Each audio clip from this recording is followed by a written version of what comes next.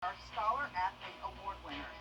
Your success, both in the classroom and in the high school sports, has been awesome. Congratulations from all of us at your local McDonald's.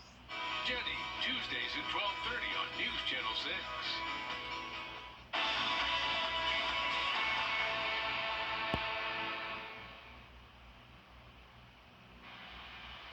It's going to be a hot Sunday, but the good news is that this is the last day that we have to deal with the very extreme heat. Here's a look at your heat advisory in effect from 11 a.m. to 8 p.m. tonight. I'll have more details on that and the rain we'll be seeing coming up.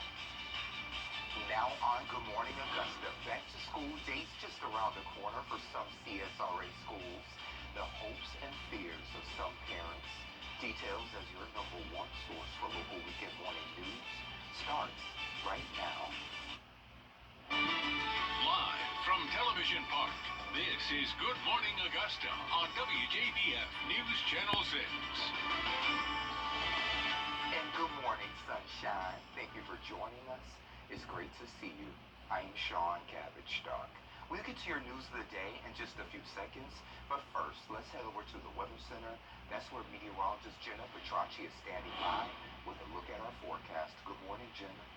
Good morning. Well, let's start off with a look down at Augusta Regional. Here's our Jiffy Lube Skyview Network cam. Notice some pretty blue skies this morning, not many clouds we're dealing with just yet. Lots of sunshine around the area with temperatures warming up to the upper 70s, 78 in Bushfield, 79 in Danielfield, and another morning with high humidity and high dew points as well. Notice we are in a heat advisory once again today for just the southwestern portions of the CSRA. This is in effect from 11 a.m. until 8 p.m. tonight, but luckily this is the last day we'll have to deal with the heat. Notice yesterday we reached a high of 96, and for today we're expected to be almost or just as high, even hotter. 97 is that high, but we will have a few scattered storms today as well.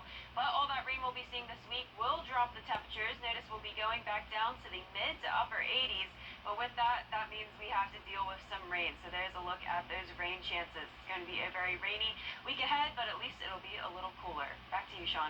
Thank you. And due to extreme heat and weather condition, building is currently abandoned.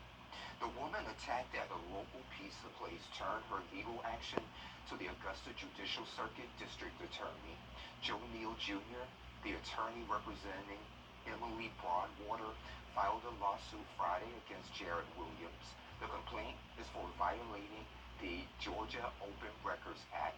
Neal says in the suit that Brittany Kennedy, who is charged with attacking Broadwater at the Little Caesars on Riceboro Road in Augusta, was on felony probation for assault and battery of a couple of sheriff's deputies in 2018. When Neal requested a copy of the 2018 case, he says the DA did not comply. The case of the attack at Little Caesars was continued a few weeks ago so Kennedy could get a mental evaluation. Kids and parents preparing for the new school year. The 2021-2022 school year starts Monday for most students, but with COVID cases still on the rise, there are concerns about how this year will go. Our Ashley Jones spoke with parents about how they're feeling about sending their kids back to school. Oh, I feel okay. Jonathan Stevens just received his first dose of the Pfizer vaccine. This year he'll be an 8th grade student at Grovetown Middle School.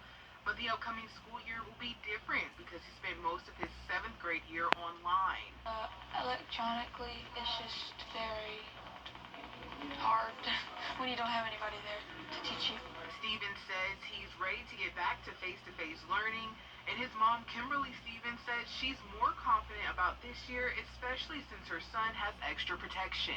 I want him to be protected and those that he's around. I think that the vaccine is good and it's preventative. Jonathan received his first COVID shot at the Augusta Worship Center. The church gave away 100 book bags packed with school supplies. They also offered the Pfizer vaccine for kids and adults. We specifically chose Pfizer because it allowed children that were 12 and over to actually receive the vaccine.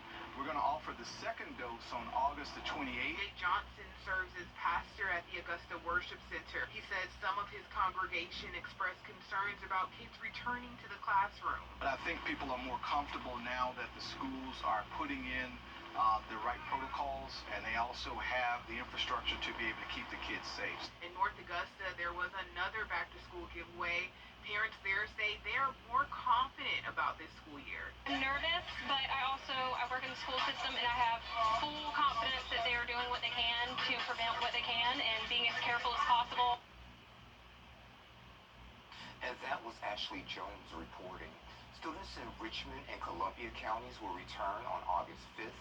You can find a full list of back-to-school dates on our website and mobile app.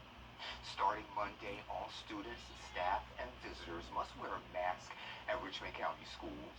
This also applies to bus riders. Students can remove the mask when outside or during lunch. We're working with our public health partners and local healthcare providers to make sure that we're staying on top of the latest information and that we're making decisions in conjunction with them. And exceptions will be made for those who cannot wear a mask for medical reasons.